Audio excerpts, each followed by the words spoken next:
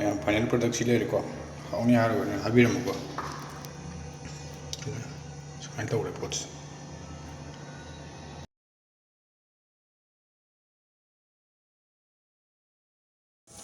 तो हेलो चिन्नो मैम कम तो बिरी के मैम वाई मनिंग खंजिक मैम नोंगनी जी खतब खतम चलुलगे वीडियो खब संगद्रे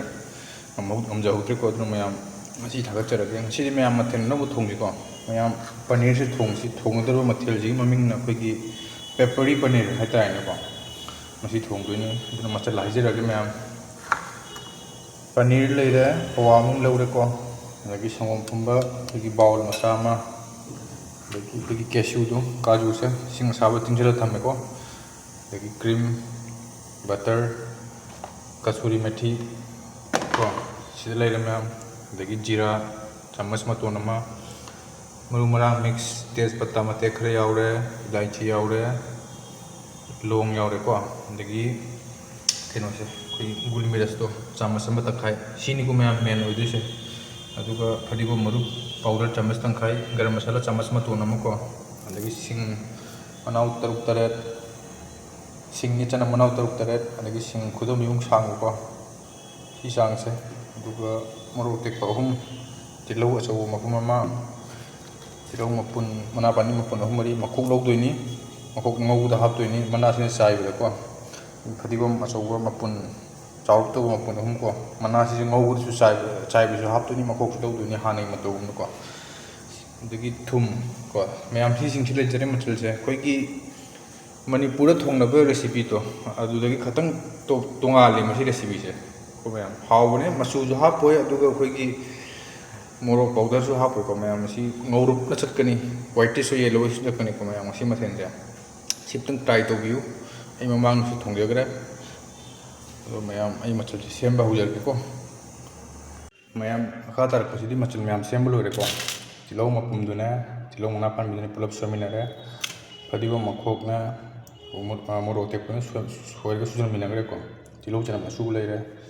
गुल मिरस असुबा तै मसाला मैम तुम लेरे को मैम लोसलले अदुगा केनो दो मसागी केनो दो खोगी कैश्यू तिंगजिनगिबदो मैम से कुपना सुगाइरे को अब मैम आई किसे ग्राइंडर लेतबगिने ग्राइंडर लेतारदी थोंगदिङै ममांगसिदा पुलब से तो अमा अनि सी पुलब से खोगी ग्राइंडर दा हाप पुलब मिक्स तौरग ngौबो अदुन हेन सम्बने को अदुगा खोगी मही सु यामना खोगी नंग लहरग खोगी रेस्टोरेंट दा थोंबो स्टाइल तौबने को मैम ग्राइंडर लेतबनि याना ना तो संग्रे तो फरे मैम आई थोंगतपा होरगे को मैम मखा तारकसिदी अहान स्टेप तकदौनी पनीर से केनो से खांग से थाव हैगे थाव सारे को थाव से हम फजल सारे अदुन कइना कदौनी पनीर से सरुक तंखाय मुक से कोई तावथोसी खरा ना तावदन फ्रेश वेन थमसी को मिक्स तौर चा से पुलब तावथोकपिगनो आदि तोंगान तोंगान फ्लेवर लेबने को मदुम दुम हावबनि ट्राई तौबि बला आई ताव हाउजरगे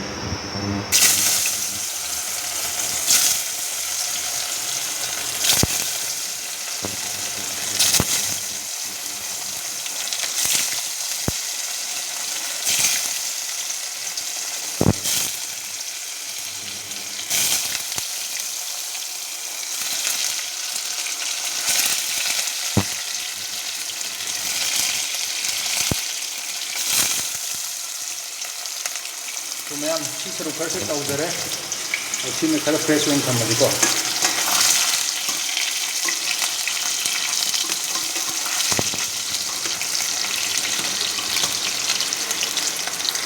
मैम पनीर से तावलो जरे को तंखाय तौथोके तो तंखाय खरा दो सरुक ना तावलो फ्रेश थमने अदुना हुजि मैम हौलसी थाव ngौबो को मैम अहानबदा खोगी केनो से हापसे सी मसाला मिक्स से हापसे को सी हाफ है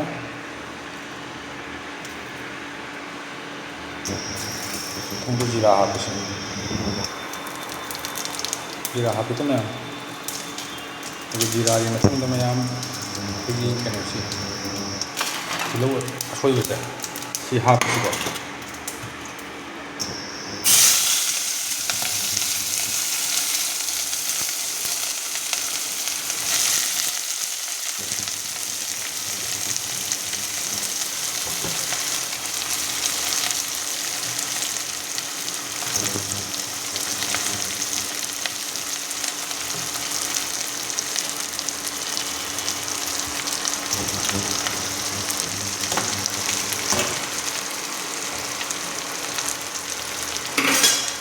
ꯇꯤꯜꯍꯧ ꯑꯁꯣꯏꯕꯁꯦ ꯍꯥꯞꯄꯦ ꯑꯗꯨ ꯐꯖꯅ ꯉꯥꯏꯍꯥꯛ ꯉꯧꯕꯤꯔꯁꯤ ꯃꯤꯅꯤꯠ 3-4ꯀꯣ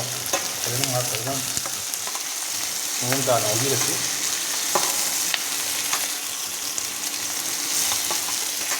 ꯇꯤꯜꯍꯧꯁꯤ ꯃꯨꯟꯖꯜꯂꯦꯀꯣ ꯑꯗꯨꯅ ꯅꯦꯛꯁ ꯁ꯭ꯇꯦꯞꯇ ꯀꯩꯗꯧꯔꯅꯤ ꯍꯥꯏꯕꯗ ꯑꯩꯈꯣꯏꯒꯤ ꯀꯩꯅꯣꯁꯦ ꯍꯥꯞꯄꯤꯔꯁꯤ ꯁꯦ ꯁꯤꯡꯒ ꯆꯅꯝꯒ ꯁꯨꯕꯁꯦ ꯁꯤ ꯍꯥꯞꯄꯁꯤꯀꯣ ꯍꯥꯞꯈ꯭ꯔꯦ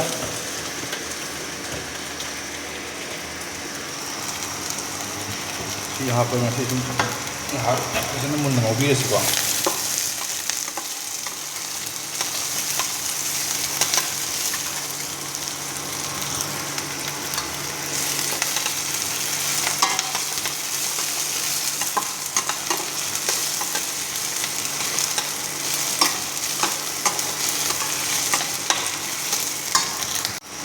ꯃꯌꯥꯝ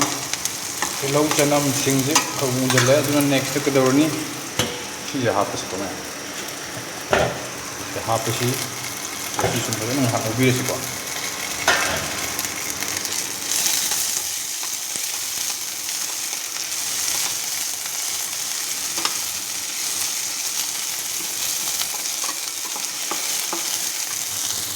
ꯃꯌꯥꯝ ꯃꯆꯜꯁꯤꯡꯁꯦ ꯃꯨꯟꯖꯜꯂꯛꯑꯦ ꯀꯣ ꯃꯍꯤꯁꯦ ꯈꯤꯇꯪ ꯂꯩꯊꯕꯤꯔꯣ ꯑꯗꯨꯒ ꯅꯦꯛꯁ ꯁ꯭ꯇꯦꯞꯇ ꯀꯩꯗꯧꯅꯤ ꯀꯥꯂꯤ ꯃꯤꯔꯆ ꯄꯥꯎꯗꯔꯁꯤ ꯑꯁꯨꯕꯁꯤ ꯍꯥꯞꯆꯤꯜꯂꯁꯤꯀꯣ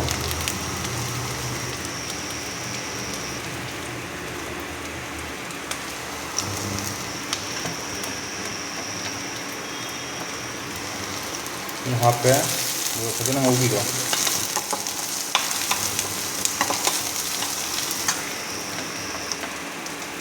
ꯑꯗꯨꯒ ꯅꯦꯛꯁꯇ ꯑꯩꯈꯣꯏ ꯀꯩꯅꯣꯁꯦ ꯍꯥꯞꯄꯁꯤ ꯐꯗꯤꯒꯣꯝ ꯃꯔꯨ ꯄꯥꯎꯗꯔ ꯀꯣ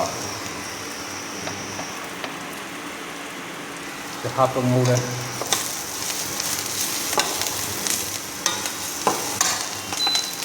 ꯅꯦꯛꯁꯇ ꯑꯩꯈꯣꯏ ꯒꯔꯝ ꯃꯁꯥꯂꯥ ꯀꯣ ꯁꯤꯁꯨ ꯍꯥꯞꯄ ꯐꯖꯅ ꯉꯧꯕꯤꯔꯦ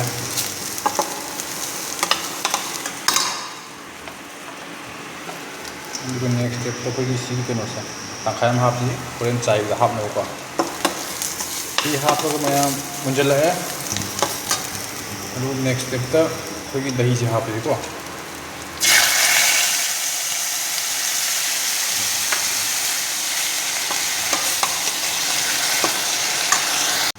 दही हापे दही हाप नौबीरे सी हापीरसी पेस्ट को पेस्ट हापे नौबीरसी खिट लेम नौबीरसी को मैं तुम कासल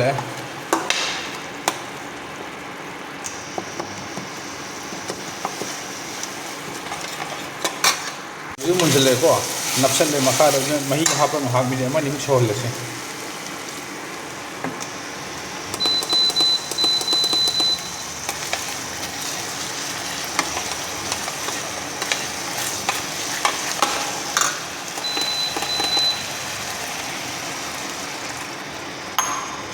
मैं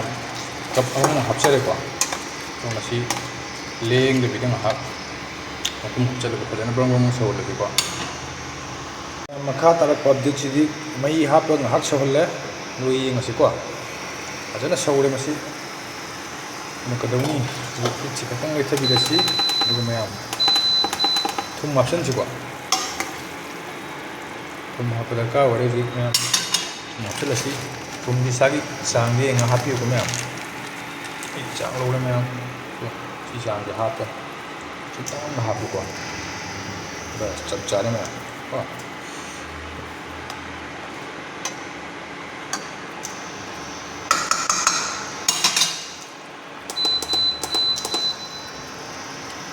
सौल थमेको मिनट मैं कम फिल्म लेरी है महीजे नंजल्प हौरेको मैं हजिक स्टेज से कदौनी पनीर से लोग हापचलसी को पनीर से हापचलसी मैं पनीर पुनः मिनट 3-4 मीडियम हीट सौहलसीको पनीर से महौ खर चंजनबको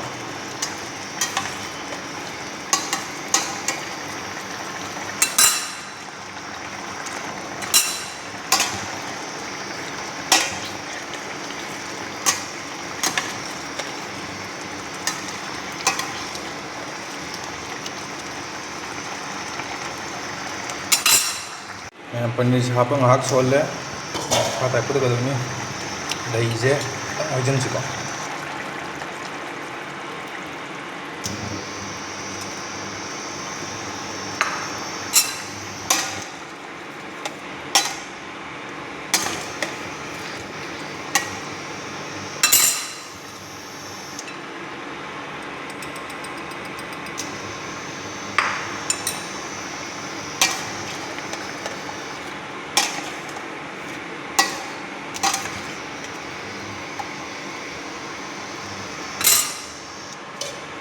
ꯑꯗꯨ ꯃꯌꯥꯝ ꯈꯨꯝꯖꯤꯜꯂꯁꯤ ꯉꯥꯏꯍꯥꯛ ꯁꯧꯍꯜꯂꯁꯤꯀꯣ ꯃꯌꯥꯝ ꯉꯥꯏꯍꯥꯛ ꯑꯣꯏꯔꯗꯤ ꯁꯧꯍꯜꯂꯛꯏꯁꯤꯀꯣ ꯍꯥꯡꯗꯣꯛꯑꯒ ꯀꯩ ꯀꯟꯕ ꯀꯟꯗꯤꯁꯟꯗ ꯂꯩꯔꯤ ꯌꯦꯡꯉꯁꯤ ꯃꯩꯁꯤꯁꯨ ꯀꯪꯁꯤꯜꯂꯛꯑꯦ ꯑꯗꯨꯒ ꯂꯦꯝꯍꯧꯕ ꯃꯆꯜꯁꯤ ꯍꯥꯞꯄꯁꯤ ꯃꯁꯤ ꯍꯥꯞꯄꯁꯤꯀꯣ ꯁꯤ ꯍꯥꯞꯄꯦ ꯍꯥꯞꯄꯤꯔꯁꯤ ꯃꯌꯥꯝ ꯂꯣꯏꯁꯤꯜꯂꯛꯄ ꯌꯥꯔꯦꯀꯣ ꯇꯥꯏꯃꯤꯡꯁꯦ ꯃꯤꯅꯤꯠ ꯑꯃꯃꯨꯛꯇꯪꯒ ꯁꯧꯍꯟꯈꯤꯁꯤ ꯃꯌꯥꯝ ꯃꯁꯤ ꯆꯥꯡ ꯆꯞ ꯆꯥꯔꯦ ꯂꯣꯏꯁꯟꯅꯕ ꯇꯧꯔꯁꯤꯀꯣ ꯃꯌꯥꯝ ꯃꯩꯁꯤꯁꯨ ꯅꯝꯁꯤꯜꯂꯛꯑꯦ ꯂꯣꯏꯔꯝꯗꯥꯏꯒꯤ ꯀ꯭ꯔꯤꯝ ꯈꯤꯇꯪ ꯍꯥꯞꯁꯤꯀꯣ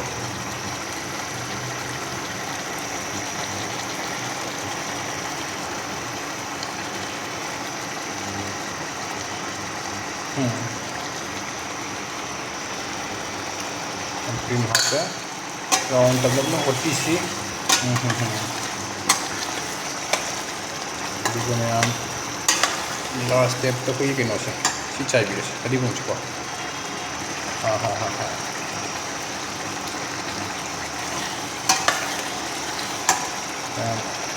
इतना मतंग लोसलेको मैम मतंग थांदो येंगसी कई कन कंडीशन लेना मैम सी कंडीशन से लेको तंग साइड लोसलसी साथ थोड़ा तौर मैम मैम कहीं मथंगी ब्लॉग थेंगी